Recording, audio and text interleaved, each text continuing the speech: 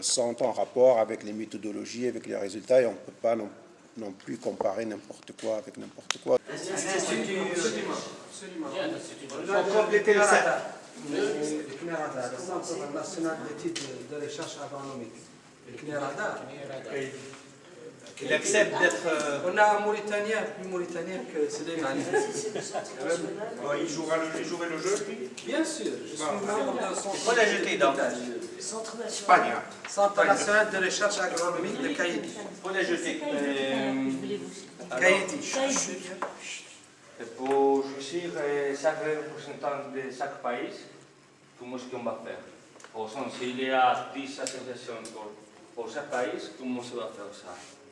On se voit et on... Non, il doit mettre ici, pour faire une position commune dans tous les pays. Par exemple, si ce sont 10 associations, pour faire l'élection ou faire un autre type. Mais nous devons clarifier ça aussi. Parce que tous les pays font les mêmes choses. Je pense qu'il faut le mettre. Par exemple, l'élection chaque 2 années ou comme vous voulez, mais c'est un fou. Mais nous devons établir. J'étais un peu parti prendre l'aspirine. En réfléchissant sur le côté juridique, je m'excuse si je suis en retard sur l'avancement des choses.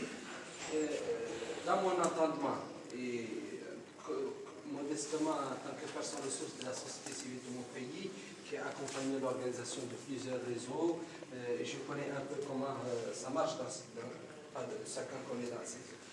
Dans mon entendement, quand une autorité vient déclarer l'ouverture d'un séminaire X, c'est déjà une reconnaissance officielle. On a la réponse, parce que justement, ça suppose qu'il y ait eu cet effort de concertation et donc d'animation qui soit fait pour l'élaboration du diagnostic. Et ça prend son sens, le diagnostic partagé.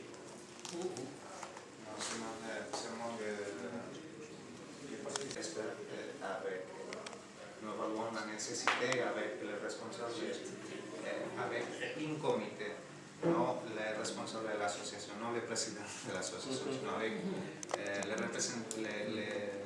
les personnes très représentatives des territoires. Et avec ces commissions, nous travaillons pour évaluer quelle nécessité de formation et quel est le niveau de territoire. Et après, nous organisons un stage, quelques techniques, je ne pas un président ni vice-président, parce que tous les voyages sont coupés avec les structures, les responsables concrets de l'animation et lesquels sont sectoriels ou sociaux. Dire sur le diagnostic et tutorat. Bon, si on a, on a 16 GAL qui sont là ou qui sont de fait représentés, parce que le pauvre Olivier Bacchellone qui est parti à l'hôpital, il est parti ici, bon, il est quand même, son GAL son GAL est quand même à compter. Bon, ça veut dire quoi? Ça veut dire, si on fait tutorat, si on dit, il y a un tutorat, ça veut dire que chaque le producteur ne peut pas faire d'emballage. Le producteur n'est pas l'artisan, n'est pas obligé de faire. Oui, mais alors, ni lo sono, hablamos de comunicación. Ah, no, por favor. No, esa. Sí, un poco. No, ma esta è comunicazione. Perché necesito.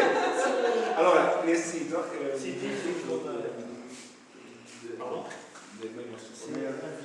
sezione che si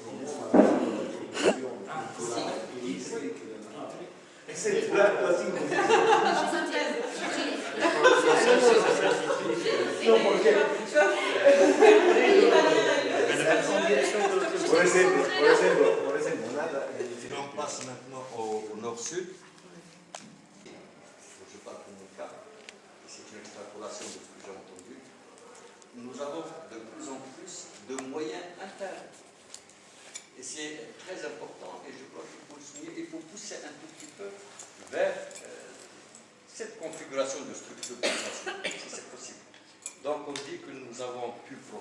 grâce à l'appui financier venu du Nord.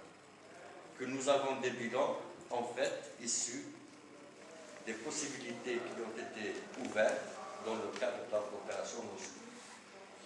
Et qu'il y a, malgré cela, des insuffisances et des dysfonctionnements. Notamment, on en a cité pas mal. Je commence par le dernier. Madame a signalé. Ensuite, telles qui sont dans le programme, c'est-à-dire organisation et fonctionnement du réseau. Ensuite, activité d'appui technique à l'élaboration et au financement des projets. Ensuite, information, communication, journal, mise en réseau informatique. Et enfin, coopération Sud-Sud et Nord-Sud. Donc, on va passer la parole au rapporteur. C'est le rapport de... C'est la restitution de ce qui a été dit dans le groupe. Et cette restitution, auquel s'ajouteront les remarques que vous ferez après chaque rapport, sera transformée par les mêmes rapporteurs ce soir en recommandations que nous discuterons demain. Voilà. Donc je laisse la parole au responsable du groupe 1. Merci. Bien, pour le premier groupe, donc, il s'agissait de définir le rôle, le fonctionnement et les mécanismes de financement du réseau. Nous avons d'abord commencé par le rôle et donc l'objectif global du réseau. Alors notre méthode de travail, c'est une discussion brainstorming, presque, un peu moins. S'il vous plaît, évitez de... Donc nous avons travaillé sur la base du document qui nous avait été donné sur la note préalable des objectifs du réseau et nous avons passé en revue tout le texte. Donc on a commencé par définir le rôle